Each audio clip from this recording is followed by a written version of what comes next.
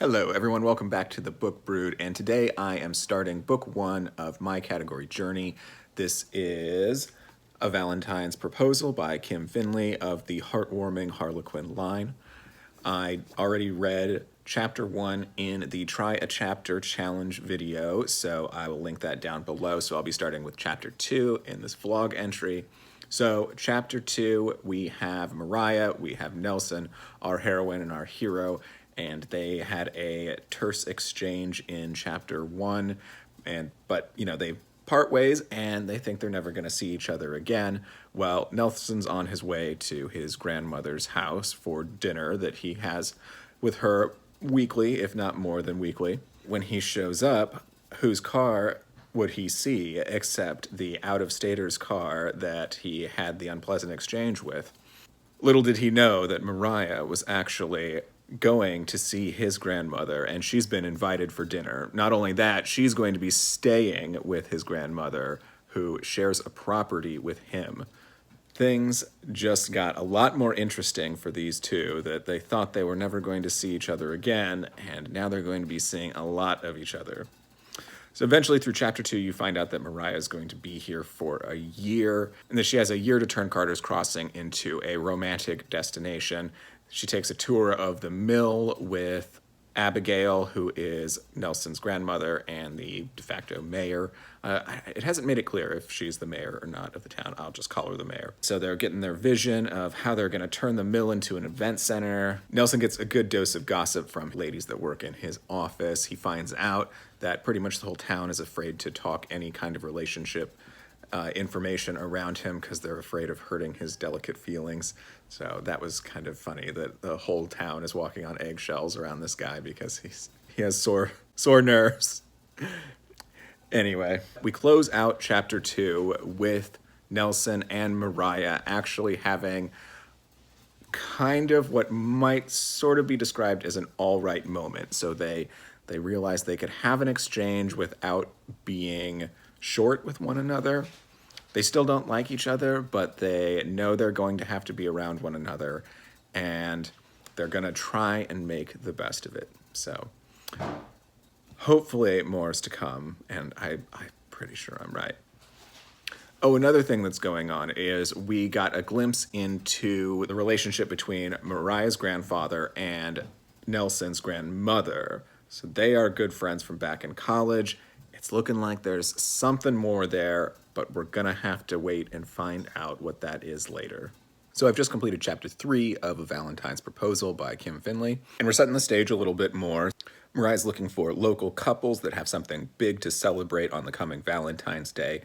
And so in her search, one of those locals approaches her and wants to have a big engagement party. This person and Mariah are going out to the pub to celebrate, and what they don't know is that this lady's fiance is none other than Nelson's best friend, Dave, who the two of them are waiting at the pub for them to arrive. So things are going to start popping off here. I will be back to debrief you on how the pub situation turns out. I've got a feeling it's going to be good. So I just finished chapter four, and Nelson is getting a little irritated because the whole town's kind of getting involved in the whole romance destination thing. People that he's known his whole life that he figured would not be into this kind of thing are actually quite excited about it, like his best friend and his fiance. So that's frustrating for him. Things didn't pop off at the pub like I hoped they would, but that's all right. We'll give it some time. Mariah is planning out the big engagement party, and they're going to do it at the mill, but they're going to do it outside and try and do some ice skating, things like that. It's a big event that she's working on, and she's working on that with Abigail. So we're just getting a little more set up for where the bigger story's going. Mariah's big thing now is that she needs to get close to Kaylee in Nelson's office to get an idea of what Judy would want for an engagement. So now she's being forced into proximity with Nelson at his work. So hopefully things will pop off there. I finished chapter five, and Nelson's pretty upset that Mariah seems to be interjecting herself everywhere in the town and into his life. The holidays are coming up, and he is worried that she's going to stick around. She actually doesn't stick around. She goes back to New York to spend the time with her family, but we get in this chapter a little bit more of the history between Abigail and Jerry, Mariah's grandfather, and Nelson's grandmother. We get a bit of that backstory there, a bit of a missed chance, maybe second chance opportunity coming up for them. We'll see. Forgive me, but I had to refilm this segment. So chapter 5, Nelson and Dave go to the bar to have a makeup New Year's because Nelson had a bad one. There was some tragic animal stuff involved. I won't go too into that because I just can't. So Dave and Nelson at the bar, drinks are had, things are said probably too loud, and in the next morning, the proposal between Judy and Harvey is off. I won't say too much more. It's just off. And now Mariah's in a pickle, and she blames Nelson, and it's going to be Nelson that has to fix it. I absolutely love where this is going. So stay tuned, everyone. Chapter 7. Nelson has completely ruined Mariah's plan for a proposal and now has to try and fix it. He decides to ask his gal pal Rachel if she will help him fake a proposal. But then we get this sad story that the whole town had been scheming for him to actually date and propose to Rachel, so that would just be a knife through the heart and everything for her. That was a heartfelt moment there, and so I had to go quickly look at the synopsis for book 2, and it is Rachel's story, so that put me at ease there. So I can now refocus back on our story here with Nelson and Mariah. So they are now, of course, going to do this themselves, this fake relationship proposal and everything, and so they're about to go on their first public date and get the rumor mill going. Done with chapter 8, and Nelson and Mariah went on their first date. Well, sort of date. They're playing it off that they were doing some kind of planning stuff for the celebrations, things like that. They're going to try and pretend to warm up to each other as time passes, and I think they might actually really warm up to each other. We'll just have to see how it goes. Chapter 9 is done. Mariah went on a girls' night with Rachel and JC, and of course they both grilled her on her date with Nelson, and so they're just planting seeds, trying to make it seem like it's not a big deal. They also had their sort of second date, and that was Mariah went to Nelson's farm to meet the horses, and Toby, the very skittish one, took a liking to her, so that's just another reason that Mariah has to stay in town now, of course. All right.